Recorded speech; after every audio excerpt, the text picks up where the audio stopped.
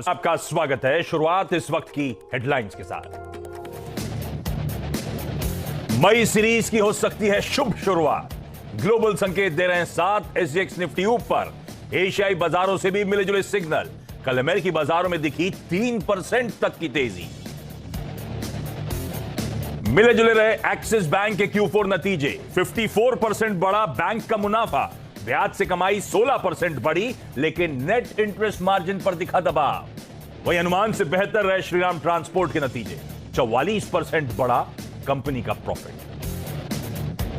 चौथी तिमाही में वेदांता के शानदार नतीजे। करीब 5% बढ़ा मुनाफा, मार्जिन में सुधार, कर्ज में करीब 6600 करोड़ की कमी। 31 रुपए 50 पैसे प्रति शेयर के डिविडेंड का ऐलान।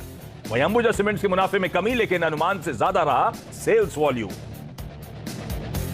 आ जाएंगे आईटी दिग्गज विप्रो के नतीजे। 3% बढ़ सकती है डॉलर रेवेन्यू, फ्लैट रह सकता है मार्जिन। वहीं 30% बढ़ सकता है मारुति का मुनाफा। अल्ट्राटेक और इंडसइंड बैंक के नतीजों का भी रहेगा इंतजार। और कैंपस के आईपीओ को बम्पर रिस्पांस। 50 गुना से ज्यादा सब्सक्राइब होकर बंद, रिटेल हिस्सा करीब 8 गुना भरा। वहीं रेनबो चिल्ड्रन मेडिकेयर के इशू का आज आखिरी दिन, कल तक 55% भरा इशू। चलिए, हफ्ते का आखिरी नई सीरीज का पहला कारोबारी सत्र, उसकी करनी हमें तैयारी। और कल अच्छे नोट पर एक्सपायरी हुई, अप्रैल वायदा की समाप्ति हुई मजबूती के साथ। आपकी स्क्रीन पर 17,250 के आसपास के लेवल्स पर जाके समाप्ति होती हुई, तो एक अच्छे नोट पर अप्रैल सीरीज कल्मिनेट होती हुई नजर आई। और आज के लिए संकेत, आगाज होगा इस नई सीरीज का आधे % के उछाल के साथ। क्यों?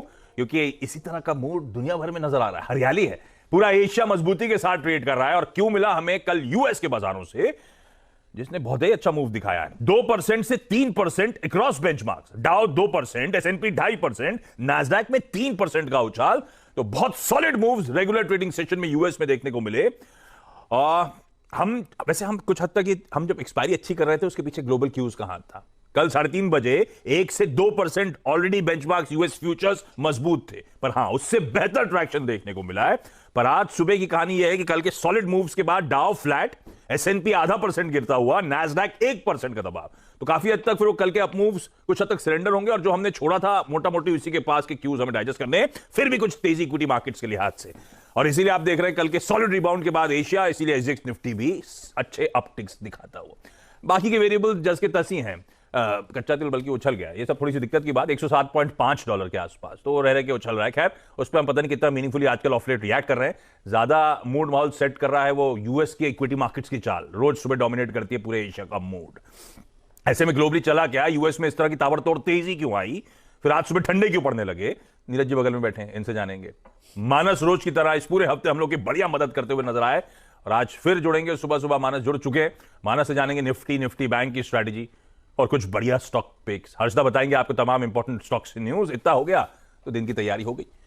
ग्लोबली मूड कैसा है भाई? ये क्या हो रहा है? कल इतनी ताबड़तोड़ तेजी क्यों आ गई? मूड अच्छा, रिजल्ट अच्छा है तो बेटा कि कल उसके बाद जोरदार तेजी। याद नहीं रहा है कि फेड की बैठक सामने खड़ी है? नहीं, याद तो उनको आफ्टर आया जब अमेजन का रिजल्ट आया। एप्पल का रिजल्ट आया 10% अमेजन नीचे और एप्पल ने रिजल्ट अच्छे दिए, लेकिन उसके बावजूद 4% नीचे। इंटेल ने धुआंधार बिकवाली। तो बेसिकली बहुत बिजी अर्निंग्स वीक था, और पूरे हफ्ते आप यही बता रहे थे, ये अर्निंग्स पे रिएक्शन हुआ बस। सिर्फ अर्निंग पे। मार्केट आवर के दौरान एक्सपेक्टेशंस जो थी वो बिल्ड अप थी, और फेसबुक ने बहुत अच्छे रिजल्ट दिए थे, तो मार्केट में चारों तरफ हरियाली दिख रही थी। बट जब रिजल्ट्स आए हैं अमेजॉन के या एप्पल के, इंटेल के, roku के, आपके रॉबिनहुड के, तो roku क्या है? roku एक कंपनी है। और इसके रॉबिनहुड जो जिसको आप बहुत चर्चा करते हैं, धुआंधार पिटाई हुई है इन सब की। देखिए, अमेजॉन और एप्पल इसके मेन कल्प्रिट हैं, और इंटेल भी। अमेजॉन ने डिकेट्स में जाके पहली बार लॉस किया है, और तगड़ा नुकसान हुआ उनको। सप्लाई चेन की दिक्कत, इन्फ्लेशन की दिक्कत, और लोगों की जो केवल वेब सर्विस छोड़ दें अगर आप, तो क्लाउड सर्विस, तो बहुत ज्यादा नुकसान को AWS जो इनका है वो अलग का, सब जगह नुकसान हुआ इनको। तो ये तो अमेजॉन क्या है? अमेजॉन तो इंटरमीडिएट है जो माल बेचता है इधर से उधर। नहीं, एक तो उनका जो रिटेल धंधा हम लोग जानते हैं, हम जानते हैं, AWS जानते हैं, AWS ई कॉमर्स जानते हैं, प्राइम जानते हैं। इसके अलावा इनकी क्लाउड सर्विसेज बहुत बड़ी हैं, उसमें धंधा थोड़ा ठीक हुआ है। बाकी सब जगह बहुत खराब धंधा हुआ है, और आगे इनको एक्सपेक्टेशंस की और खराब होगा। इस वजह से बहुत तेज पिटाई हुई स्टॉक की। पहली बार लॉस कर दिया उन्होंने क्वार्टरली, तो वो एक बड़ी दिक्कत थी। एप्पल के रिजल्ट अच्छे थे, लेकिन उन्होंने कमेंट्री ये दी है कि चाइना की वजह से $8 बिलियन का आगे रेवेन्यू कम होगा हमारा। चाइना की वजह से मतलब सप्लाई चेन लॉकडाउन डिस्टर्ब लगा हो हुआ गई है, माल बिक नहीं रहा है और सप्लाई चेन भी डिस्टर्ब हो सप्लाई गई। चेन डिस्टर्बेड है। इंटेल कह रहा है 2023 के बाद भी चिप की प्रॉब्लम रहेगी, जो कि मेन कंपनी है। इंडिया बीच में आने वाला है, अभी हमारे यहाँ चिप कॉन्फ्रेंस शुरू हो रही है आज, सब ठीक कर देंगे हम थोड़े दिनों में। चिप्स क्या उसका नाम अभी बताऊंगा जब मैं इवेंट कैलेंडर बताऊंगा। एनीवे, तो हम लोग लौटते हैं। तो ये कारण था कि आप बहुत अच्छे रिजल्ट्स के बाद आए और उसकी वजह से मार्केट चला, लेकिन आफ्टर सब तमाम इंडेक्स में आप देखिए गिरावट देखने को मिली। तमाम ये स्टॉक्स जिनके मैं नाम ले रहा हूँ, इन सब में बहुत तगड़ी गिरावट देखने को मिली है। अब आइए जीडीपी, वो भी आई है यूएस की -1.4। हमने आपसे कल कहा था, इस नंबर को देख के ये मत समझिएगा कि वहाँ सब कुछ खराब हो गया है। फ्रंट लोडिंग की है, इंपोर्ट जो है इनका, एक्सपोर्ट गड़बड़ा गया है पूरा। ये फ्रंट लोडिंग मतलब रशियन वॉर, यूक्रेनियन क्राइसिस से पहले उन्होंने माल दबा लिया खूब सारा। खूब हमको पता था, उन्होंने ले लिया, लेकिन एक्सपोर्ट नहीं कर पाया आप। इंपोर्ट तो आपने किया, एक्सपोर्ट हुआ नहीं आपका, तो बैलेंस गड़बड़ा गया है। दूसरा, इसकी वजह से नंबर आपके खराब है।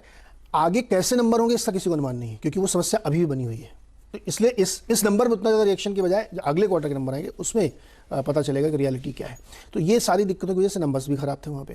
तो मतलब मैं क्या कहूँ, बहुत ही डिस्टॉर्टेड नंबर है। किसी एक नंबर को लेकर के आप ये नहीं कह सकते कि यही ट्रेंड लाइन बनेगी। कल को हो सकता है अचानक से एप्पल में लोगों को डिप दिखने लगे, डिप बाइंग हो जाए, पता नहीं।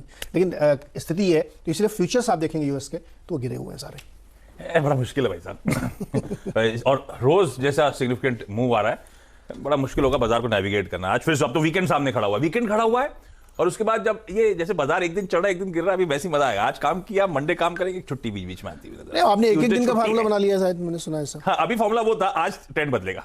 तो मंडे, ट्यूसडे, वेडनेसडे, थर्सडे ऐसा चला था, अभी थर्सडे फ्राइडे दोनों दिन तेजी दिखा रहा है, तो फार्मूला थोड़ा चेंज करना पड़ेगा। लेकिन मानस बताएंगे भाई फ्राइडे को कैसा मूड है, कोई ट्रेड लेना है कि आज वीकेंड की छुट्टी का एंजॉय करने की तैयारी कर ली जाए। मानस, सेटअप कैसा है, इस गैप अप जो आधे % के आसपास दिख रहा है, कैसे अप्रोच किया जाए मार्केट्स को? क्या ट्रेड लोगे आप निफ्टी बैंक पे?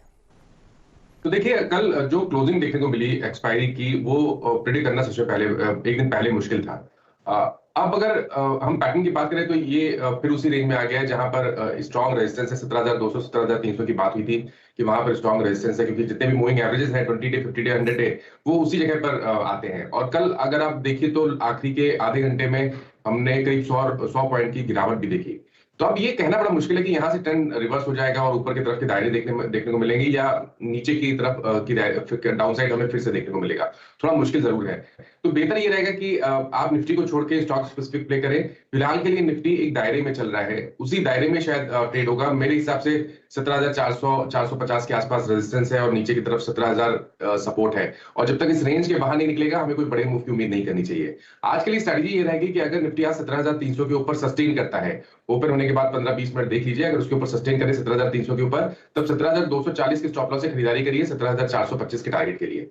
अगर ऐसा नहीं होता है और आपको गिरावट देखने को मिले और 17,150 के नीचे निफ्टी फिसल जाए, तब आपको फिर से बिकवाली करनी है 17,211 के स्टॉप लॉस से बिकवाली करें 17,150 के नीचे, और उस केस में 17,025 तक के टारगेट आपको देखने को मिल सकते हैं। उसके नीचे 17,000 फिर एक सपोर्ट बन जाता है। तो आपको ऐसी मिक्स स्ट्रेटजी रखनी पड़ेगी, छोटे छोटे मूव आपको प्ले करने पड़ेंगे।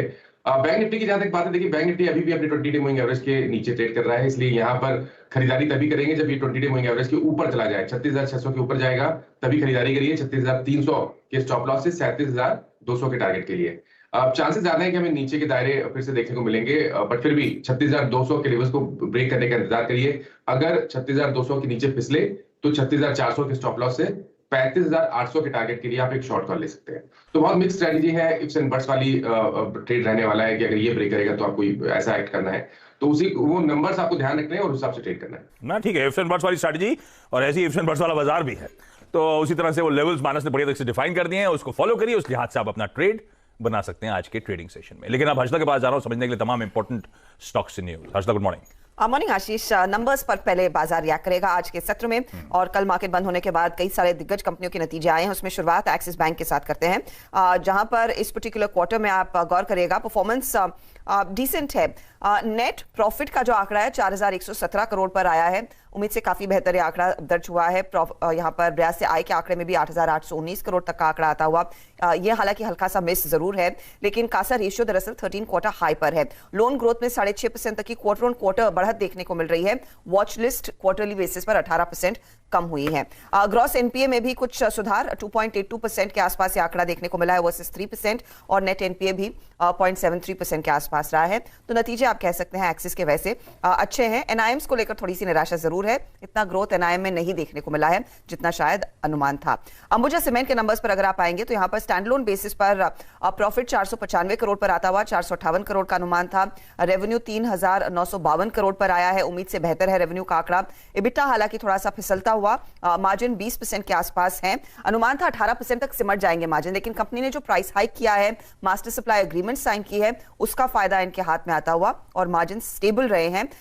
जरूर गिरे हैं, 6% की गिरावट है पिछले क्वार्टर में, लेकिन 20% को मेंटेन किया है इन्होंने। श्रीराम ट्रांसपोर्ट और वेदांत के नंबर्स पर भी नजरें रहेंगी।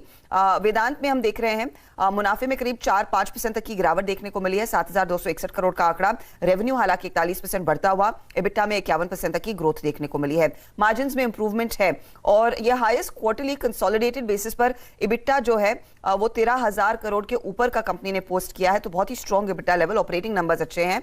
नेट डेट दरअसल 6,590 करोड़ से घटा है, वो भी एक पॉजिटिव है कंपनी के लिए। एल्यूमिनियम बिजनेस में स्पेशली ग्रोथ देखने को मिली है। श्रीराम ट्रांसपोर्ट फाइनली उम्मीद से बेहतर नतीजे, मुनाफा 1,086 करोड़ पर आया, 911 करोड़ का अनुमान था, ब्याज से आय 2,677 करोड़ पर है, ये रफली इन लाइन है। ग्रॉस एनपीए में सुधार है, 7% के आसपास तक का ग्रॉस एनपीए, और नेट एनपीए में भी इंप्रूवमेंट देखने को मिली है। इनकी जो लोन बुक है उसमें एक चीज आपने देखनी है कि जो न्यू सीवी बिजनेस है उसकी फंडिंग में अभी भी स्लो डाउन देखने को मिला है, लेकिन ओल्ड सीवीज की जो रिफाइनेंसिंग ये करते हैं वहां पर अच्छी खासी ग्रोथ देखने को मिल रही है और डिस्पर्सल्स इनफैक्ट एक क्वार्टरली हाई पर दिखाई दिए हैं, तो ये एक और परफॉर्मेंस जिस पर बाजार रिएक्ट जरूर करेगा। अच्छा, इंडिया मार्ट को लेकर काफी ज्यादा चर्चा हुई थी, बायबैक के डिटेल्स आ चुके हैं।